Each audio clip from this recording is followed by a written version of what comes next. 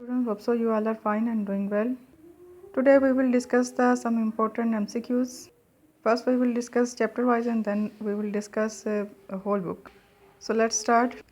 Student, आपने chapter number 1 में क्या पढ़ा था? आपने पढ़ी उसकी केमिस्ट्री की डेफिनेशन, उसकी ब्रांचेस, मैटर क्या है, सब्सटेंस क्या है, मिक्सचर क्या है, कंपाउंड क्या है, एटम क्या है, आयन क्या है, एलिमेंट्स क्या हैं, उसके सिंबल्स पढ़ी, एटॉमिक मास, एटॉमिक नंबर का फार्मूला पढ़ा, उसकी डेफिनेशन पढ़ी, ग्राम्स एटम, ग्राम मॉलिक्यूल्स, मोल्स क्या हैं, एवोगैड्रोस नंबर क्या है, ये सारी चीज़ें आपने डिस्कस की हैं। सो इसमें से कुछ एमसीक्यूज़ जो उसकी एक्सरसाइजेस के अलावा हैं वो आप देखेंगे। इसमें सबसे पहला जो है, जैसे आपने ब्रांचेस पढ़ी हैं तो हर ब्रांच को आपने ध्यान में रखना है। जैसे यहाँ देखें क्वेश्चन पूछा हुआ है, the branch of chemistry that deal with the detection and estimation.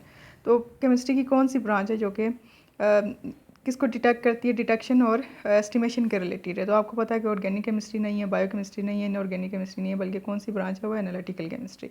इस तरह आपने तमाम ब्रांचेस को अपने ध्यान में रखना है कि कौन सी वाली ब्रांच किस चीज़ को डिस्कस करती है। तो यहाँ पर डिफरेंट क्वेश्चन मैं आपको बता रही हूँ, इसी ब्रांच के रिलेटेड हैं। जैसे ये वाला क्वेश्चन है, the branch of the chemistry which deal with the study of the loss and theories and the structure of the change of the matter. तो कौन सी ब्रांच है जो कि केमिस्ट्री की ब्रांच है जो डील करती है लॉस एंड थेरीज के रिलेटेड? तो वो हमारे पास थी फिजिकल केमिस्ट्री।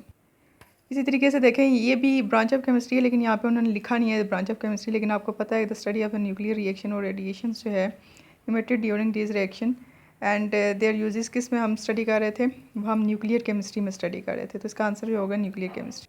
तो इस तरह से आपने बहुत सारी जो 8-9 ब्रांचेस बताई हुई हैं केमिस्ट्री की आपकी बुक में, उन सबको आपने ध्यान में रखना है कि कौन से वाले किस चीज़ को डील करती है। तो एक तरह के एमसीक्यूज़ हो गए ब्रांचेस के रिलेटेड। अब आप सेकंड क्वेश्चन देखेंगे। सेकंड टाइप ऑफ क्वेश्चन जो है वो आप देखें यहाँ पे, जैसे मैटर की डेफिनेशन है, यानी कि anything that has mass and occupy space are called, उसको हम क्या कहते हैं? मैटर कहते हैं।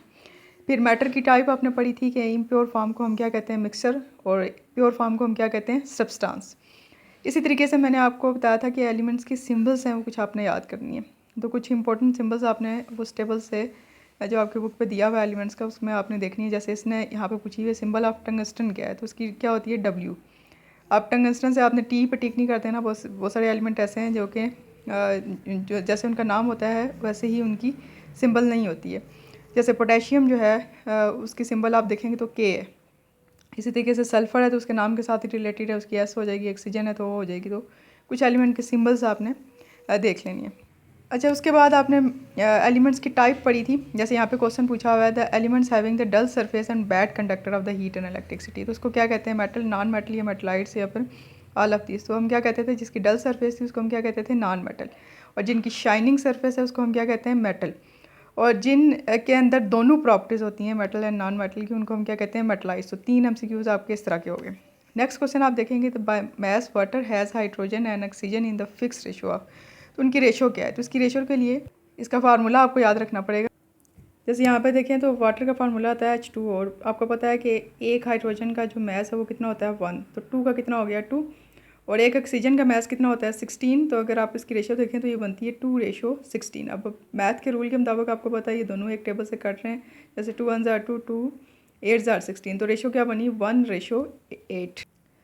तो यहाँ पे उसका जो पूछा हुआ है कि बाय मैस जो है वो हाइड्रोजन और ऑक्सीजन की रेशो क्या है, तो उसकी रेशो क्या बनती है? 1:8। ठीक है, इस तरह कोई भी फार्मूला दिया हो तो आपने क्या करना है? उसका मैस देखना है, और मैस के बाद क्या करनी है? उनकी रेशो डिटेक्ट कर लेनी है। फॉर एग्जांपल, जैसे मैं आपसे कहती हूँ, इस क्वेश्चन में अगर आपसे पूछा होता कि बाय मैस बताएं कार्बन डाइऑक्साइड में कार्बन और ऑक्सीजन की रेशो क्या है, तो वो भी सेम आपने इसी तरह से निकालनी है। जैसे देखें, कार्बन का मैस कितना होता है? 12। और ऑक्सीजन कितनी थी हमारे पास? 2 थी। CO2 कार्बन डाइऑक्साइड का पूछ रही हूँ।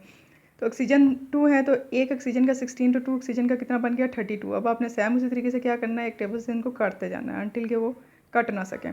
तो ये देखें, 2 के टेबल से अगर मैं करूँ, 2 6 जार 12, 2 16 जार 32, फिर 2 3 जार 6 और 2 8 जार 16। तो रेशो क्या बनी? 3:8। ठीक है, तो ये क्या है हमारे पास? कार्बन डाइऑक्साइड में कार्बन और ऑक्सीजन की रेशो क्या है? 3:8। इस तरह किसी भी फार्मूले की अगर आपसे पूछी हो तो इस तरह से आपने रफ में उसको डिटेक्ट कर लेना। इसके बाद आपको पता है कि एटॉमिक नंबर को हम किससे रिप्रेजेंट करते हैं? जी के साथ। फिर आपने पढ़ा था symbolic representation of chemical compound is called, इसको हम क्या कहते थे? इसको हम कहते थे केमिकल फार्मूला। फिर आपने मालिक्यूल्स की डिफरेंट टाइप्स पढ़ी थी। ऐसे मालिक्यूल जिसमें more than one atom present होते हैं उनको हम क्या कहते हैं, पॉली एटॉमिक मालिक्यूल। और एक जैसे होते हैं तो उसको हम क्या कहते हैं, होमो एटॉमिक मालिक्यूल। और अगर कंबाइनिंग एटम एक दूसरे से डिफरेंट होते हैं तो उसको हम क्या कहते हैं, हीटेरो एटॉमिक मालिक्यूल।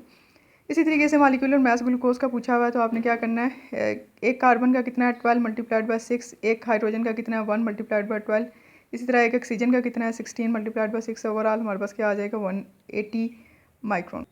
इसी तरह देखें जैसे यहाँ पे उसने empirical formula mass of benzene पूछा हुआ है तो आपको पता है कि एम्पिरिकल फार्मूला, पहले आपने एम्पिरिकल फार्मूला बेंजीन का याद करना है कि बेंजीन का क्या था। तो आपको पता है कि इसका मॉलिक्यूलर फार्मूला था C6H6, लेकिन एम्पिरिकल फार्मूला क्या था CH। तो एक कार्बन का कितना होता है 12 और एक हाइड्रोजन का कितना होता है 1। तो ओवरऑल दोनों मिला के हमारे पास टोटल कितने आ गए, ये 13 है, 13 माइक्रोन। आगे देखें जैसे यहाँ पे पूछा हुआ है by composition point of view substance की कितनी टाइप्स हैं। तो सब्सटेंस की आपने पढ़ा था 3 टाइप्स हैं, एलिमेंट, कंपाउंड और मिक्सचर। ठीक है, मैं 2 दी हुई थी लेकिन ओवरऑल मैंने आपको बताया था कि ये 3 होती हैं, एलिमेंट्स हैं, कंपाउंड है और मिक्सचर है। इसी तरीके से अब यहाँ पे एक MCQ थोड़ा सा डिफरेंट है कि कितने % एलिमेंट जो हैं वो मेटल हैं। तो 80% जो एलिमेंट्स हैं पूरे पीरियोडिक टेबल के अंदर वो क्या है, मेटल है। इसी तरीके से एक MCQ के टोटल जो नेचुरल एलिमेंट्स हैं पीरियोडिक टेबल के अंदर वो कितने हैं, तो वो 92 हैं और जो आर्टिफिशियल हैं वो 26 हैं। अच्छा, इसके बाद यहाँ देखें एन एटम और a group of atom having positive और नेगेटिव चार्ज, उसको हम क्या कहते थे, आयन। ठीक है, अब अगर किसी के पास प्लस चार्ज है तो वो क्या कहलाएगा, कैटाइन।